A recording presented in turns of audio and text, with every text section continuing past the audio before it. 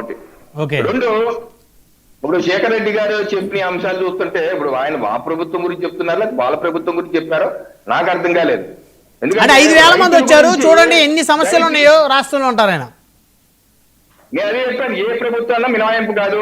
జగన్ ప్రభుత్వంలో గ్రీవెన్సెస్ కూడా ఇలాగే అయినాయి. జగన్ గారు ఎప్పుడు పెట్టలేదు కదా, ప్రజల్లో ఎప్పుడు పెట్టారు ఆయన?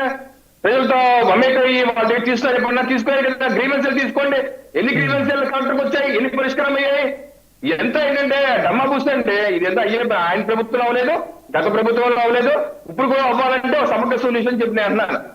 నేనైతే ఏంటంటే రైతుల గురించి ఈ రోజు జగన్మోహన్ రెడ్డి గారు అధికారంలో ఉన్నప్పుడు రైతాంగ వరదలు వస్తే వెళ్ళారండి ఇప్పుడు వాళ్ళ దగ్గరికి, రెడ్ కార్పెట్ వేసుకొని స్టేజ్ కట్టి రెడ్ కార్పెట్ వేసుకొని మునిగిపోయి పొలాల దగ్గర నుంచొని ఇలా ఫోటోలు దిగిన వ్యక్తి నిన్న వెళ్ళారు కదా, నిన్న పొలాల్లో దిగారు ఆయన నడుచుకుంటూ, చెప్పులు లేకుండా నడుచుకుంటూ వెళ్ళారు. ఇప్పుడు ఫస్ట్ టైం ఇది అధికారంలో ఉన్నప్పుడు ఏ ఒక్క రోజు వెళ్ళలేదు, ఏ ఒక్క రోజు పొలాల్లోకి వెళ్ళలేదు. అన్నమే కూలిపోతే ఈ నిర్వాహకం వల్ల కూలిపోతే అక్కడికి వారం రోజుల తర్వాత వెళ్ళి నేను నిర్మాణం చేయిస్తానని చెప్పి ఈ రోజు వరకు చేయని వ్యక్తి, ఈ రోజు వరకు చేయని వ్యక్తి ఆయన దిగిపోయేంత వరకు మా ప్రభుత్వం మళ్ళీ కొంత చెక్ చేస్తున్నారు.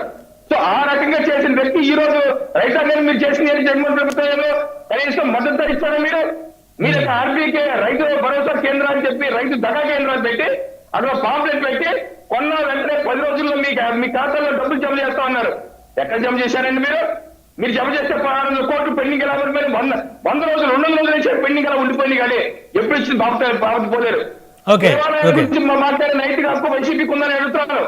మీ యొక్క 250 ఆదాయాలు దండు అయితే కనీసం మీ ముఖ్యమంత్రి, ఉప ముఖ్యమంత్రి, మీ హోంమంత్రి ఏ ఒక్క రోజుల్లో ఏ ఒక్క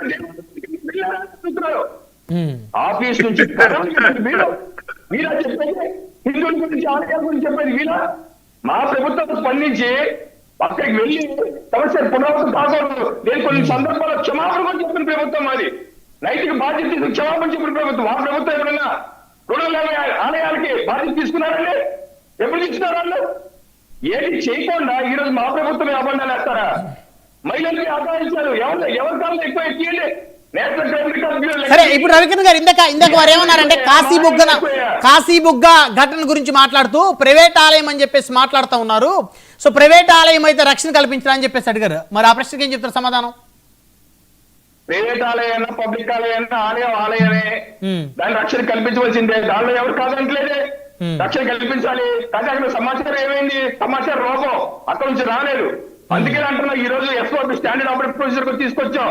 సమాచారం లేదు ప్రభుత్వానికి, దాన్ని పునరావృతం కాకుండా ఒక నియమావళి తీసుకొచ్చింది ప్రభుత్వం. ఆ రకంగా చేయాలని మేము కూడా ఛానల్లో సూచన చేశాం. ఇలా ప్రైవేట్ ఆలయాలు పబ్లిక్ ఆలయాలు అంటానికి కుదరదని కూడా చెప్పాం మేము బాహాటంగా. ఆ ప్రభుత్వం ఎప్పుడన్నా ఎవరైనా తప్పట్టారండి?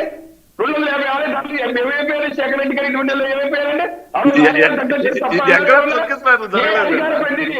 ఏ అధికార ప్రతినిధి తప్పనలేదు. ఈ రోజు ముసలి కన్నీరు కాలుస్తారా? రైతుల గురించి ముసలి కన్నీరా? మహిళల గురించా? దేవాలయాల గురించా? సమంజసం కాదండి. వైసీపీ పార్టీకి అందుకే 11 సీట్లు కూర్చోబోయి ఈ రోజు కూడా జగన్మోహన్ రెడ్డి గారు ఏం చేస్తున్నారు? కేవలం పర్యటన పేరు మీద ఒక షో అని చేస్తున్నారు. ఆయన రన్ చేసిన రియాలిటీ షో కాదు. ఒక మాజీ